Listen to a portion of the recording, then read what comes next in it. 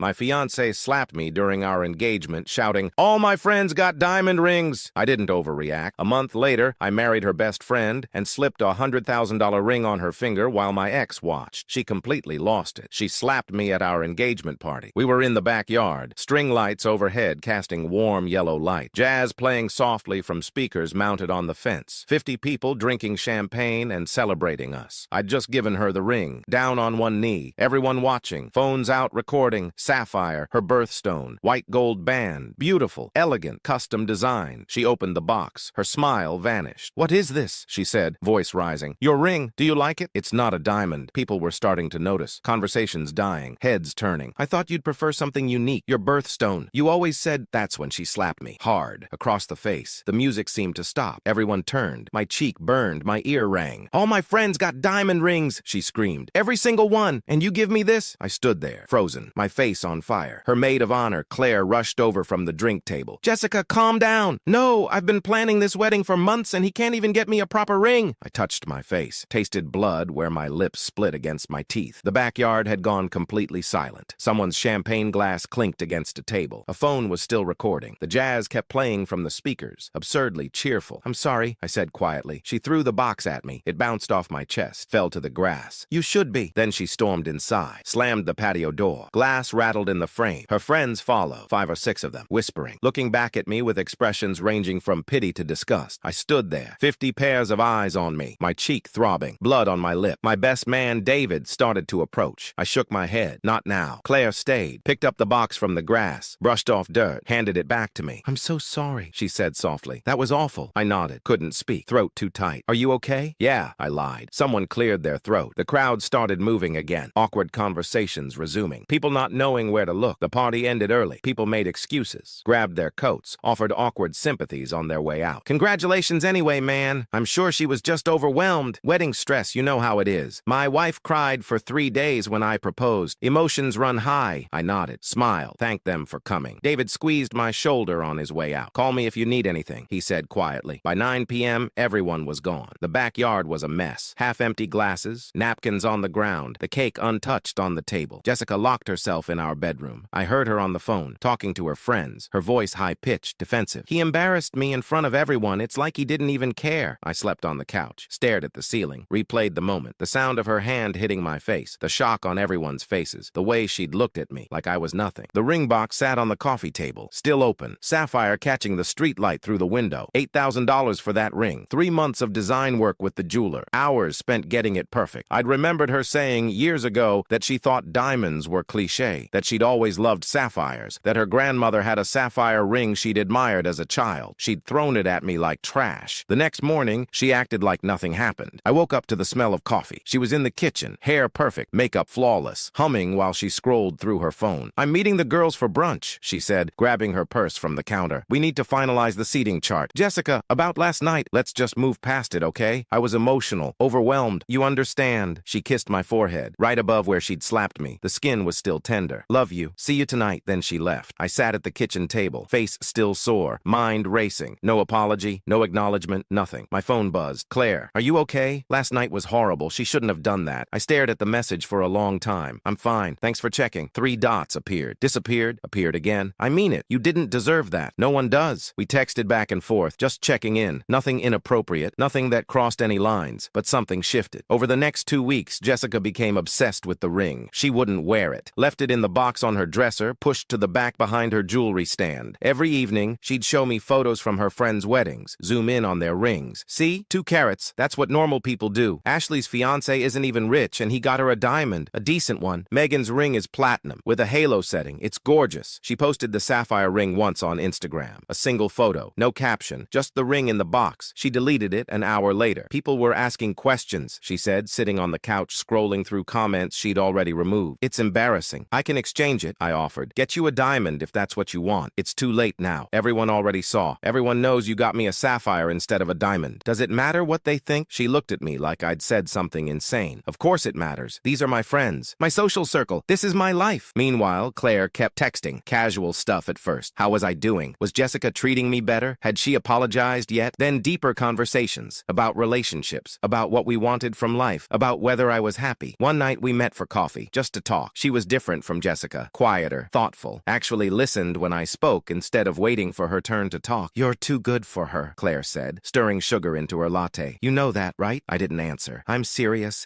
You bent over backwards to get her the perfect ring, something meaningful, something that showed you actually know her, and she hit you. She was overwhelmed. That's what abusers say. That's the excuse. The word hit me. Abuser. She's not. She hit you in front of 50 people and hasn't apologized. What do you call that? I sipped my coffee, said nothing. I'm sorry, Claire said. I shouldn't interfere. She's my best friend. But what she did was wrong. And watching her treat you like this, I can't stay quiet. Don't apologize. You're right. We talked for 3 hours that night. About everything. About nothing. About my childhood, her family, our dreams, our fears. Things I'd never talked about with Jessica. Things she'd never asked about. When I got home, Jessica was asleep. I lay in bed next to her, staring at the ceiling again, thinking about Claire, about how easy it was to talk to her, how she actually cared, how she'd noticed I was hurt when my own fiancé hadn't. Jessica had spent the last 2 weeks complaining about the ring, about how embarrassed she was, about what her friends must think. Not once had she asked about my face, about the cut on my lip that took a week to heal, about whether I was okay. 3 weeks after the engagement party, I made a decision. I called the wedding venue Monday morning, 9 a.m. as soon as they opened. I need to cancel the reservation. Oh no, I'm so sorry to hear that. Can I ask the reason? The wedding's off. I understand. Unfortunately, per our contract, you'll forfeit your deposit. I know. That's fine. $15,000 gone. Didn't care. I called the caterer, the photographer, the DJ, the florist, the cake maker. Canceled everything. Some were sympathetic, some were annoyed about the short notice. All of them kept my deposits. $30,000 in total losses. Worth it. I called my family, my mother first. The wedding's off. Silence. Are you sure? She finally asked. I'm sure. What happened? Did you two have a fight? She's not who I thought she was, Mom. Honey, everyone has cold feet. It's normal. She hit me at the engagement party in front of 50 people, and she hasn't apologized. Another silence. Longer. She hit you? Yes. Oh, sweetheart, I'm so sorry. I had no idea. We left early. We didn't see. I know. I didn't tell anyone, but I can't marry her. Of course you can. You're making the right choice. I called my father, my sister, David. Told them all the same thing. Everyone was supportive. Everyone said they understood. My sister said, thank God. I never liked her anyway. Then I went home. Jessica was on the couch, scrolling through wedding magazines, post-it notes marking pages, a notebook next to her full of color schemes and seating arrangements, fabric swatches spread across the coffee table. We need to talk, I said. Can it wait? I'm trying to pick centerpieces. I'm between roses and peonies. What do you think? Roses are classic, but peonies are more unique. No, it can't wait. She looked up, annoyed. I'm calling off the wedding. The magazine dropped from her hands. What? I can't marry someone who hits me. Who cares more about what her friends think than about us? You can't be serious. Because of one mistake? One moment? It wasn't a mistake, Jessica. You showed me who you are, and I finally believe you. She stood up, started crying. Real tears this time. Please, I'm sorry. I'll do better. We can get a diamond. Whatever you want. I'll wear the sapphire. I'll post it everywhere. I'll tell everyone how much I love it. It's done. I walked to the bedroom, started packing. She followed, begging, promising to change. I was just stressed about the wedding. Planning is so hard. I'll be better. Please don't do this. I filled 2 suitcases, clothes, toiletries, important documents, my laptop. Where will you go? A hotel. Then I'll find an apartment. This is our apartment. The lease is in my name. You have 30 days to find a new place. I'll email you the official notice. She grabbed my arm, nails digging in. You can't do this to me. We've been together for 3 years. 3 years. I pulled away gently. You did this to yourself. Everyone's going to ask what happened. What am I supposed to tell them? Tell them the truth. I can't tell them I hit you. That makes me look crazy. I stared at her, even now, even at the end. She was worried about appearances. Goodbye, Jessica. I left that night, checked into a hotel downtown. Small room, clean, quiet. I sat on the bed, stared at the wall. My phone started buzzing. Jessica, calling over and over. I turned it off. The next morning, I had 63 missed calls, 42 text messages, most from Jessica, begging, threatening, apologizing, blaming, some from her friends, telling me I was making a mistake, that Jessica loved me, that I was overreacting. I blocked them all. My phone buzzed again. Claire, I heard. Are you okay? Who told you? Jessica. She called me crying. Said you left her. I'm fine. Do you need anything? Just some space. To think. I understand. I'm here if you need me. 3 dots appeared. Then, for what it's worth, I think you made the right choice. Claire and I started seeing each other a week later. Not planned, just happened. We met for coffee again. Then dinner at a quiet Italian place downtown. Then she invited me over to watch a movie. We talked for hours that night. About Jessica. About the engagement. About everything that had happened. She called me a traitor, Claire said. We were sitting on her couch. Wine glasses on the coffee table. Netflix paused on the TV. When? The day after you left. She called me screaming. Said I was stealing her fiancé. That I'd probably wanted you all along. That I was a terrible friend. We weren't even together then. I know. But she sees it that way. She's told all our mutual friends. I've lost half my friend group. I'm sorry. Don't be. They weren't real friends anyway. Anyone who sides with her her after what she did isn't someone I want in my life. She sipped her wine. She hit you, and she's the victim. That's how she sees it. That's how she's spinning it to everyone. Let her. Doesn't it bother you? No. The people who matter know the truth. That night, we kissed. Not planned, just natural. We'd been sitting close, talking, laughing, and then we weren't talking anymore, like it was supposed to happen. We kept it quiet at first. Neither of us wanted drama. Didn't want to give Jessica ammunition. But 3 months in, I knew Claire was different. She was everything I thought Jessica was. Everything I'd hoped Jessica could be. Kind, genuine, caring. She remembered little things I said, asked about my day, and actually listened to the answer. Noticed when I was stressed or tired. Made me laugh. She didn't care about appearances, about what people thought, about keeping up with her friends. She just cared about me. One night, lying in bed in my new apartment, I made a decision. I bought a ring. Not online, not in a week. I spent 2 months working with a jeweler, the best in the city, the same one who'd made Jessica's sapphire. Back so soon? He'd joke, then saw my face. Different ring, different woman. 3-carat diamond, D color, internally flawless, platinum band with smaller diamonds set around it in a pave setting. $100,000. More than I'd ever spent on anything. More than my car. More than I'd planned to spend. But Claire deserved it. The jeweler showed me the finished ring under the lights. It was perfect. Absolutely perfect. She's a lucky woman, he said. I'm the lucky one. I proposed on a Saturday evening. Beach at sunset. Just us. Private section I'd rented for the evening. Rose petals scattered on the sand. Candles in glass jars lining a path to the water. Champagne on ice. Violinist hidden nearby playing softly. What's all this? Claire asked, looking around in wonder. Just a nice evening. I thought we could use it. We walked along the water. Waves rolling in. Orange and pink sky bleeding into purple. Then I got down on one knee. She gasped, hands covering her mouth. Claire, you saved me from a life I didn't want, from someone who didn't value me. You showed me what love actually looks like, what partnership means, what it feels like to be truly seen. Will you marry me? She was already crying, nodding. Yes, yes, of course, yes. I slipped the ring on her finger. She stared at it, diamond catching the sunset, sparkling like fire. It's beautiful, she whispered, but you didn't have to spend. I wanted to. You deserve it. You deserve everything. She kissed me, long, deep, perfect. The violinist started playing Pachelbel's Canon. We set a date, 3 months away. Fast, but we were sure. Small ceremony, close friends and family only. 30 people maximum. The people who actually mattered. Jessica found out through mutual friends. Started calling, texting, showing up at my apartment. I'd moved to a new place. Nicer. 2-bedroom. Downtown with a view of the river. She waited in the lobby one evening. Tried to follow me up when I came home from work. Security stopped her. Sir, do you know this woman? Yes. She's not welcome here. You heard him, ma'am. Time to leave. You're marrying Claire, my best friend? How could you do this to me? Former best friend, Claire corrected when I told her later. We were having dinner at her place. Pasta she'd made from scratch. She stopped talking to me the day we started dating. Blocked me on everything. Told everyone I was a homewrecker. That I'd seduced you while you were engaged. That's insane. She posted on Facebook about it. A whole rant about betrayal and trust. Tagged me in it before she blocked me so my family would see. Jessica showed up at Claire's apartment building twice. At her work once. In the parking garage another time. Always demanding to talk. Claire blocked her number. Got a restraining order when Jessica kept showing up. The police served it on a Tuesday. Jessica called me from a number I didn't recognize. You got me served with a restraining order? Seriously? Claire did. Because you won't leave her alone. I just want to talk to her. She's my best friend. Was. She was your friend. You ended that when you tried to turn everyone against her. I'm not the bad guy here. Goodbye, Jessica. I hung up. Blocked that number too. The wedding invitations went out 2 weeks later. Cream cardstock, gold lettering. Elegant. Simple. Jessica's name wasn't on the list. The ceremony was perfect. Small venue, garden setting, white roses everywhere, trellises covered in climbing vines, string lights overhead even though it was afternoon. 30 people we actually cared about. My family, Claire's family, real friends, David and his wife, the ones who'd stayed through everything. I stood at the altar, waiting. My hands were shaking. David stood next to me. Best man again. You good? He whispered. Yeah, perfect. The music started. Pachelbel's Canon. Same song from the proposal. Then Claire appeared at the end of the aisle. White dress. Simple. Elegant. Lace sleeves. Long train. A crown of small white flowers in her hair. Radiant. She walked down the aisle slowly, smiling, happy, glowing. Her father beside her, crying already. That's when I saw Jessica, standing at the very back, behind the last row of white chairs, in jeans and a hoodie, sunglasses, hair in a messy bun. She'd crashed the wedding. Security hadn't caught her. She'd blended in with arriving guests somehow. Waited until everyone was seated. I didn't react, didn't acknowledge her, didn't let her ruin this. Just focused on Claire. She reached the altar. Her father kissed her cheek, placed her hand in mine. Her hand was shaking too. We turned to face the officiant together. Dearly beloved, we are gathered here today. I heard Jessica shift behind us, heard her breathing, saw her from the corner of my eye, but I kept my focus forward, on Claire, on this moment. The officiant talked about love, about commitment, about partnership. Then it was was time for vows. Do you, Michael, take Claire to be your lawfully wedded wife? I do. And do you, Claire, take Michael to be your lawfully wedded husband? I do. The rings, please. David handed me Claire's ring, the diamond, the one I'd spent months choosing. I slipped it onto her finger slowly, watched it catch the afternoon light, watched her eyes widen. She gasped, tears streaming down her face. It's perfect, she whispered. It's so perfect. She slipped my ring on next. Simple platinum band, understated. The officiant smiled. By the power vested in me by the state, I now pronounce you husband and wife. You may kiss the bride. I kissed her, long, deep, poured everything into it. Everyone applauded. That's when Jessica lost it, started screaming from the back. This should be me! That was supposed to be my wedding! That should be my ring! Everyone turned. Gasps, murmurs, heads swiveling. Security moved in immediately. Two guys in dark suits. They'd been positioned near the entrance, just in case this happened. Jessica fought them. I'm her best friend! We were supposed to get married together! This was our plan! We planned this together! They grabbed her arms professionally, started walking her toward the exit. Get off me! You can't do this! I was invited! Ma'am, you need to leave now. That ring should be mine. He was mine first. We were together for 3 years. They escorted her out through the garden gate. She was still screaming, still crying, still fighting. The guests stared, uncomfortable, confused, whispering. Claire squeezed my hand. Ignore her, she whispered. I did. We turned back to the officiant. He cleared his throat, smiled. Ladies and gentlemen, he said, voice carrying over the lingering whispers, I present to you Mr. and Mrs. Matthews. More applause. Louder this time. Genuine. People standing. We walked back down the aisle together, hand in hand, her ring sparkling in the sun, past shocked faces, past whispers, past the gate where security had just removed Jessica. Outside in the parking lot, I could still hear her, shouting, demanding to be let back in, security holding her back. That was my dress design. I showed her that dress. She copied me. You need to leave the property, ma'am, or we'll call the police. Call them. I don't care. This is wrong. Claire and I got into the car, the one we'd decorated with just married painted on the back window, white streamers, tin cans tied to the bumper. Her hand rested on mine, diamonds sparkling in the afternoon sun. I looked back once, through the rear window, saw Jessica being walked to her car by security, one guard on each arm, mascara running down her face, still yelling, still pointing at the venue. She saw me looking, started screaming louder. This isn't over, you hear me? This isn't over. Claire squeezed my hand. Ready? She asked. Yeah, and we kissed each other.